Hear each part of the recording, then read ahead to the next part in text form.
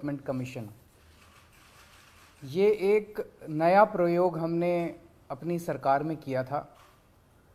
अक्सर सरकार चलाते टाइम हम लोग देखते हैं जितने भी ऑफिसर्स होते हैं, जितने भी मंत्री होते हैं, वो रोज़मर्रा की ज़िंदगी में, रोज़मर्रा के कामों में इतने ज़्यादा मशगूल होते हैं, इतने ज़्यादा मशगूल होते हैं कि अगर कोई नई योजना लेके आनी हो तो उसके बारे में उस पर पूरी रिसर्च करके, लोगों से बात करके, एक्सपर्ट्स से बात करके उस योजना को डिज़ाइन करने का अक्सर किसी के पास टाइम नहीं होता। इसी वजह से अधकच्ची योजनाएं बनाई जाती हैं सरकारों में, अधकच्ची योजनाएं लागू करते हैं और फिर वो योजनाएं फेल हो जाती हैं। उस कमी को पूरा करने के लिए हमने ये एक्सपेरिमेंट शुरू किया था। आज से 7 साल पहले DDC, dialogue and development commission का गठन किया गया, जिसका काम केवल और केवल ये था कि अगर सरकार में हमें कोई नई चीज़ करनी है, नई योजना लेके आनी है, नया प्रोजेक्ट लेके आना है, उस पे सारा सोचने का काम, उसको डिज़ाइन करने का काम, उस पे सलाह करने का काम डीडीसी करेगा। आज मैं समझता हूँ एक चीज़ जो देखने में आती है कि दिल्ली सरकार जितने काम करती है, दिल्ली सरकार जितनी योजनाएं चलाती हैं, वो अक्सर सफल होती हैं। बाकी सरकारों में देखा गया कि सरकारें योजनाएं तो बहुत अच्छी अच्छी लाती हैं, लेकिन वो सारी योजनाएं ज़मीन पे जाके फेल हो जाती हैं। दिल्ली सरकार में जो योजनाएं, हमारे प्रोजेक्ट्स जो बहुत ज़मीन पे जाके सफल होते हैं, उसका बहुत बड़ा श्रेय मैं डीडीसी को देना चाहता हूँ। उसका कारण ये है, 3 स्टेज पे डीडीसी काम करता है। पहली स्टेज उस योजना को और उस प्रोजेक्ट को अच्छे से डिज़ाइन करता है। एक तरफ एक्सपर्ट से बात करता है, दूसरी तरफ जितने स्टेक होल्डर्स हैं उनसे बात करता है और उनसे बात करके उस एक मजबूत योजना या मजबूत प्रोजेक्ट डिज़ाइन किया जाता है। दूसरा, जब उसे इम्प्लीमेंट किया जाता है तो उसके ऊपर नज़र रखता है डीडीसी, सही चल रहा है, सही नहीं चल रहा है। अक्सर सरकारों के पास टाइम नहीं होता, लागू कर दिया, डीएम को बोल दिया, डीसी को बोल, चल रहा है, उस पर सुपरविजन का टाइम नहीं होता, वो डीडीसी करता है। और तीसरी चीज़, जब इम्प्लीमेंटेशन चल रहा है उसमें अगर कुछ कमियां दिखाई देती हैं, उन कमियों के बेसिस पे उसको, प्रोजेक्ट को ठीक करते रहने का काम भी डीडीसी करता है ताकि वो सुचारू रूप से काम कर सके। मैं आपको कुछ एक, वैसे तो आज हम रिलीज़ कर रहे हैं, 7 साल डीडीसी के पूरे हुए हैं और 7 सालों में 70 से ज़्यादा बड़े बड़े प्रोजेक्ट्स इन्होंने लागू किए, लेकिन मैं आपको एक उदाहरण के तौर पे कुछ एक जो इम्पोर्टेंट प्रोजेक्ट्स थे वो देना चाहता हूँ। जैसे कोरोना का टाइम हुआ, कोरोना के टाइम पे डीडीसी ने बहुत शानदार काम किया। मैंने जैस्मिन साहब को फ़ोन किया, जैस्मिन डीडीसी के वाइस चेयरमैन है। मैंने डीडीसी जैस्मिन को फ़ोन किया कि एक तरफ तो मजदूर लोग, बच्चे, युवा बेरोज़गार घूम रहे हैं, उनके पास रोज़गार नहीं है, और दूसरी तरफ बहुत सारी फैक्ट्रियां ऐसी हैं, बहुत सारे इस्टेब्लिशमेंट्स ऐसे हैं जो कि बंद हो रहे हैं क्योंकि उनके पास काम करने वाले नहीं हैं, वो रोज़गार देना चाहते हैं। तो इन दोनों की मैच मेकिंग कैसे की जाए, इस पे डीडीसी ने काम करके एक शानदार रोज़गार पोर्टल का तैयार किया और उस रोज़गार पोर्टल के ज़रिए 10 लाख से भी ज़्यादा, बहुत से भी कहीं ज़्यादा नौकरियां तैयार हुई, खूब सारे युवाओं को नौकरियां मिली और नौकरी देने वाले और नौकरी लेने वाले, इनका संगम जो है डीडीसी ने कराया। इसके बाद हमने कोरोना के टाइम में एक स्कीम निकाली थी कि कोरोना के टाइम पे लोगों की रोज़गार ख़त्म हो गए थे, घर में खाने को नहीं था, पैसे नहीं थे, सो हम ये चाहते थे कि कोई भी भूख से नहीं मरना चाहिए। तो एक तरफ वो लोग थे जिनको राशन मिल रहा था राशन की दुकानों पे, एक तरफ वो लोग थे जिनके पास राशन कार्ड नहीं था लेकिन गरीब थे, उन तक राशन पहुंचाने के लिए फ्री राशन देने की हमने योजना बनाई। अब इसमें बहुत चैलेंजेस थे। अगर हम कह देते भाई कोई भी जाके फ्री राशन ले लो, तो वहाँ तो भीड़ मच जाती, वहाँ पे तो मारकाट मच जाती, एक एक आदमी 10-10 बार भी ले सकता था। इन चीज़ों को टैकल करने के लिए ई कूपन का सिस्टम इजाद किया गया, जो पूरा डीडीसी ने बनाया और उसको मॉनिटर किया। कोरोना के वक्त में हमने देखा कैट्स की एम्बुलेंस जो थी, एक एक एम्बुलेंस 55 मिनट का उनका, आप अगर फ़ोन करो तो कम से कम 55 मिनट लगते थे उसको पहुंचने में। उसको पूरे को सिस्टम को रीडिज़ाइन किया इन्होंने नई खूब सारी एम्बुलेंसेज इन्होंने प्रोक्योर की और उस 55 मिनट को ये 18 मिनट पे लेके आए, जो कि बहुत बड़ा योगदान था कोरोना के टाइम पे। आप लोग जानते हो door step delivery of services हमारा फ्लैगशिप प्रोग्राम है, जिसमें आप 1076 पे फ़ोन कीजिए, आपके घर आके काम करके जाती है सरकार। कोई कर्मचारी आपके घर आता है, आपका राशन कार्ड बनाना है, आपका कोई भी कनेक्शन लेना है, बिजली का, पानी का, घर आके करते हैं। ये पूरा का पूरा डिज़ाइन, इसका इम्प्लीमेंटेशन ये सारा डीडीसी ने करवाया। दिल्ली की जो इलेक्ट्रिक व्हीकल पॉलिसी है, जिसकी चारों तरफ दुनिया भर में, केवल देश देश नहीं दुनिया भर में इतनी तारीफ हो रही है इलेक्ट्रिक व्हीकल पॉलिसी की, ये साल 1.5 साल तक डीडीसी ने जितने स्टेक होल्डर्स थे, जितने इसमें एक्सपर्ट्स थे, सबके साथ बहुत ज़्यादा रिगरस कंसल्टेशंस की है। ये कंसल्टेशंस नॉर्मल सरकारों के अंदर करना संभव नहीं होता कि अफसर इतने सारे कंसल्टेशंस कर रहे हैं। उन कंसल्टेशंस के बाद एक रॉबस्ट दिल्ली की इलेक्ट्रिक व्हीकल पॉलिसी आई, जो कि बहुत सफल हो रही है। 2 साल के अंदर ही इतने बड़े स्केल के ऊपर व्हीकल्स खरीदे जा रहे हैं। और कल जो हमने एक नया मॉडल, यूनिक मॉडल पे हमने जो ईवी चार्जिंग स्टेशन चालू किया है, इसमें तो गाड़ियां चलाने का, स्कूटर चलाने की कॉस्ट भी बिल्कुल फ्रैक्शन पे आ गई है। 7 पैसे प्रति किलोमीटर पे आप स्कूटर चला सकते हैं, 8 पैसे प्रति किलोमीटर पे वो ऑटो चलेगा, 33 पैसे प्रति किलोमीटर कार चल सकती है। इस तरह का मॉडल पूरी दुनिया में कहीं नहीं देखा गया है। पूरी दिल्ली के अंदर जो इतना बड़ा नेटवर्क सीसीटीवी कैमरास का, कहा जा रहा है कि पूरी दुनिया में एडवांस्ड कंट्रीज को भी पीछे छोड़ दिया। न्यूयॉर्क, वॉशिंगटन, लंदन, टोक्यो, इनके अंदर भी सीसीटीवी कैमरास का इतना घना नेटवर्क नहीं है जितना दिल्ली के अंदर है। ये भी पूरा डिज़ाइन जो है वो मॉडल डीडीसी ने किया था। उसके बाद जितने डार्क स्पॉट्स थे दिल्ली के अंदर, जहाँ पे रात को अंधेरा होता था, वहाँ हम लोग स्ट्रीट लाइट लगाना चाहते थे। कई जगह देखा खंबा लगाने की जगह नहीं है, कई जगह कई सारी दिक्कतें थी। तो एक नया मॉडल आया कि लोगों के घरों के ऊपर हम लगाएंगे, लोगों के घरों से बिजली का कनेक्शन लेंगे और उनको हम रिफंड कर देंगे जितना खर्चा आया करेगा। ये वाला पूरा अब पूरे दिल्ली के अंदर एक बहुत बड़ा नेटवर्क स्ट्रीट लाइट्स का बन गया है। ये भी पूरा मॉडल डीडीसी ने इम्प्लीमेंट किया। हेल्थ इंफॉर्मेशन मैनेजमेंट सिस्टम, जिसके बारे में मैं कई प्रेस कॉन्फ्रेंसेस कर चुका हूँ, वो पूरा सिस्टम इन लोगों ने डिज़ाइन किया है जो अभी लागू हो रहा है। तो डीडीसी ने 7 साल के अंदर बहुत शानदार काम किया है। मैं प्रार्थना करता हूँ वो आगे भी इसी तरह से सरकार को और देश के लोगों की सेवा करते रहे। अगर कोई प्रश्न है तो आप बताइए।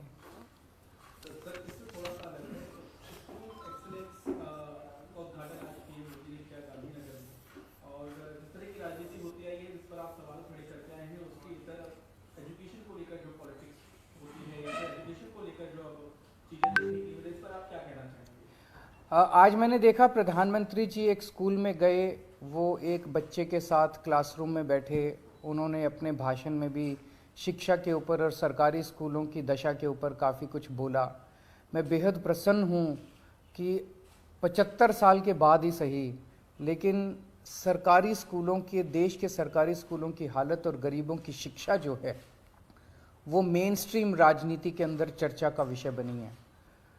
मैं आम आदमी पार्टी की ये सबसे बड़ी अभी तक की उपलब्धि मानता हूँ कि आम आदमी पार्टी ने सारी पार्टियों को, सारे नेताओं को शिक्षा और स्कूल के ऊपर बात करने के लिए मजबूर किया है। 27 साल से भाजपा का शासन है गुजरात में, 27 साल से भाजपा सरकारी स्कूल ठीक नहीं कर पाई। दिल्ली के अंदर हमने मात्र 5 साल के अंदर सरकारी स्कूलों को शानदार बना दिया। तो हमें करना आता है और हम भी इसी देश के लोग हैं। तो आज मैं समझता हूं कि प्रधानमंत्री जी ने जो शिक्षा में इंटरेस्ट दिखाया, मैं उनसे हाथ जोड़ के निवेदन करना चाहता हूं कि सर, हमें स्कूल ठीक करने आते हैं, हमारे उपयोग कीजिए। हम अपने आप को ऑफर कर रहे हैं। पूरे देश के सारे स्कूलों को, 10 लाख सरकारी स्कूल हैं पूरे देश में, सारे स्कूलों को मात्र 5 साल के अंदर ठीक किया जा सकता है। हम अलग अलग पार्टियों से हैं, अलग अलग हमारी विचारधारा है, लेकिन हम एक ही देश के लोग हैं। तो मैं उनसे निवेदन करता हूं, हम आपको ऑफर कर रहे हैं, आप हमारा उपयोग कीजिए और मिलके देश के लिए, एक साथ मिलके हम देश के सारे सरकारी स्कूलों को ठीक करते हैं। दो सवाल है आपसे, क्योंकि एक सवाल तो प्रेस कॉन्फ्रेंस से जुड़ा हुआ है कि आपने काम की तारीफ करी और खुद जैसे शाह की काम की तारीफ करी आपने, लेकिन अभी कुछ दिन बीते हैं, जिसको आप लव लेटर कहते हैं, उसी तरीके की एक इंक्वायरी जो है वो ऑर्डर की गई उस लेटर लिखकर जैस्मिन शाह के पूरे काम को वो मुझे लगता है कि गलत है, क्योंकि वो उन जुरिस्डिक्शन नहीं है एलजी साहब का। इनका जो अपॉइंटमेंट है वो कैबिनेट ने किया था। सो इनसे इस किस्म के प्रश्न पूछने का अधिकार केवल कैबिनेट को है। सर एक और सवाल है, अगर आपने आवेदन किया हो तो यूसीसी का उसमें हलफनामा दायर किया है सेंटर ने यूसीसी सिविल कोड वाले मामले में। अच्छा, मुझे आइडिया नहीं है। सर गुजरात में जिस तरीके से आप कह रहे हैं कि अब शिक्षा की भी बात हो रही है, जो आप चाहते हो रहे हैं, लेकिन मनीष सिसोदिया वाला मुद्दा भी खूब बीजेपी वहाँ पर उठा रही है। वो कह रही है कि भ्रष्टाचार का मुद्दा दिल्ली में चल रहा है, लेकिन उसकी बात यहाँ पर हो रही है। उसको कैसे आप लोग रिलेट कर रहे हैं? ये बीजेपी का दावा है। तो ऊपर से ये भी कहा जा रहा है कि भगत सिंह के नाम को भी आप इस तरीके से इस्तेमाल कर रहे हैं, वो भी गलत तरीका है। इस तो कांग्रेस बीजेपी दोनों ही आरोप लगा रही है। देखो, अंग्रेजों ने देश के ऊपर राज किया इतने साल। वो हमारे देश को अनपढ़ रखना चाहते थे, वो हमारे देश को गरीब रखना चाहते थे, वो हमारे देश को कैद करके गुलामी में रखना चाहते थे। उस वक्त भगत सिंह ने आवाज़ उठाई थी अंग्रेज़ों के अत्याचार के खिलाफ, और उसमें उन्होंने अपना सर्वस्व कुर्बान कर दिया और वो फांसी पे चढ़ गए। हम लोग भगत सिंह के अनुयायी हैं और भगत सिंह के जीवन से प्रेरणा लेते हैं। आज जिस तरह की राजनीति हो गई है, ये लोग जानबूझ के, जितने भ्रष्टाचारी हैं, जितने चोर उचंके लफंगे गुंडे बलात्कारी हैं, वो बचने के लिए इनकी पार्टी में चले जाते हैं, और वो जैसे उनकी पार्टी में जाते हैं उनके खिलाफ सारे केस वापस ले लिए जाते हैं, उनके खिलाफ सारे केस वापस हो जाते हैं। जितने इस देश के अंदर दूसरी पार्टियों में नेता हैं, उसके ऊपर झूठे केस कर करके अपनी पार्टी में उनको शामिल कराते हैं। मनीष सिसोदिया का भी वही केस है। ये पूरा का पूरा मामला कोई शराब घोटाले का मामला नहीं है, ये पूरा का पूरा मामला गुजरात इलेक्शन का मामला है।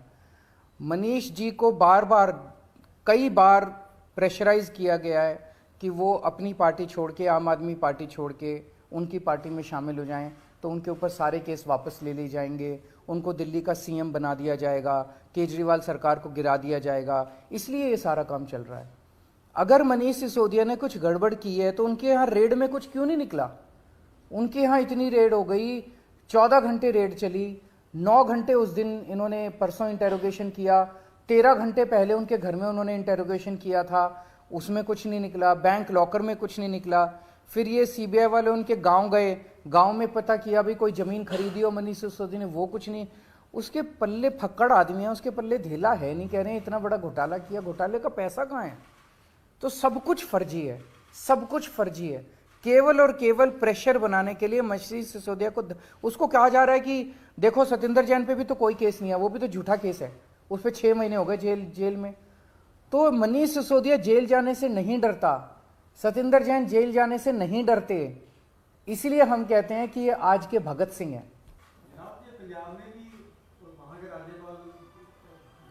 वो भी दखल अंदाजी कर रहे हैं, ये तो सही नहीं है ना, ये तो जनतंत्र के खिलाफ है।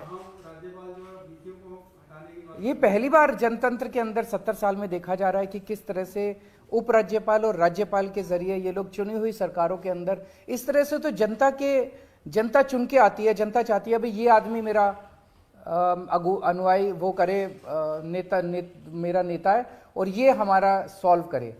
ये उसको साइड करके सरकारों को और राज्यपाल के जरिए सरकारें चलाना चाहते हैं।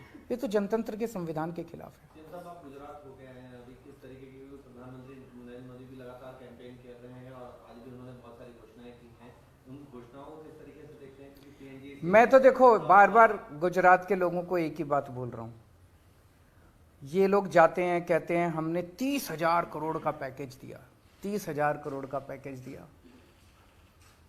मेरे पास 30,000 करोड़ का पैकेज नहीं है देने के लिए, पर मैं गुजरात की जनता को इतना कह सकता हूँ कि आपके हर गुजरात के परिवार को, हर गुजरात के घर को महीने में मैं 30,000 रुपये का फ़ायदा जरूर करा दूंगा। इस 30,000 करोड़ का तो जनता को पता नहीं क्या फ़ायदा होगा, ठेकेदारों को खूब फ़ायदा होगा। ठेकेदार ऐश करेंगे, अफसर ऐश करेंगे, मंत्री ऐश करेंगे। 30,000 करोड़, 60,000 करोड़, उससे मंत्रियों को खूब ऐश होती है, ठेकेदारों की ऐश होती है। मैं हर परिवार का 30-30 हज़ार रुपये का फ़ायदा करा दूंगा, सबकी बिजली मुफ्त कर दूंगा, सबके बच्चों के लिए शानदार स्कूल बना दूंगा, अच्छी शिक्षा मिलेगी, फ्री शिक्षा मिलेगी, अच्छा सबके लिए दवाइयाँ इलाज फ्री कर दूंगा, हर महिला के अकाउंट में 1000 रुपए डाल दूंगा, सबको मुफ्त में तीर्थ यात्रा करा दूंगा, हर परिवार का ख्याल रखूंगा मैं। सीएम साहब, आज देश की ग्रैंड ओल्ड पार्टी को नॉन गांधीयन प्रेसिडेंट मिला है, किस तरह से देखते हैं घटना? बधाई हो खड़गे साहब को, और मैं उम्मीद करता हूं कि वो अपनी पार्टी को अच्छे से चलाएंगे। सर, वायदा का परिसीमन हो चुका है, एमसीडी चुनाव नजदीक है, किस तरह से आप देखते हो पार्टी की क्या कुछ है? आम आदमी पार्टी जीतेगी, भारी बहुमत से जीतेगी। इन्होंने जब हमारे पंजाब के चुनाव के बाद चुनाव होने थे एमसीडी के, तो उस टाइम इनको लग रहा था कि ये वाइप आउट हो जाएंगे, इसलिए इन्होंने ये सारी नौटंकी की। आखिरी मोमेंट पे चुनाव कमिश्नर को इन्होंने चुनाव का ऐलान करने से रोका, फिर ये बिल लेके आए, तीनों एमसीडी को एक कर दिया। अब ये वार्ड परिसीमन जो किया है ये भी बिल्कुल गड़बड़ किया है। बता रहे हैं कि एक वार्ड में 90,000 लोग, एक वार्ड में 30,000 लोग, और पहले जहां बराबर बराबर भी थे वो भी जो मर्जी कर लेंगे, जो मर्जी कर लें। ऊपर वाला देख रहा है, इनके पाप का घड़ा भर चुका है, और जब ऊपर वाला अपनी झाड़ू चलाता है तो सारे, मैं कहता हूँ ना, ये कंस की औलाद है, ये सारे के सारे वाइप आउट हो जाएंगे। जो मर्जी कर लेंगे वाइप आउट होंगे, जनता आम आदमी पार्टी का साथ देगी। नए मंत्री को लेकर कुछ चर्चा चल रही थी। हैं? राजकुमार आनंद जी को नया मंत्री मैंने चिट्ठी भेज दी एलजी साहब को उस बारे में। Thank you.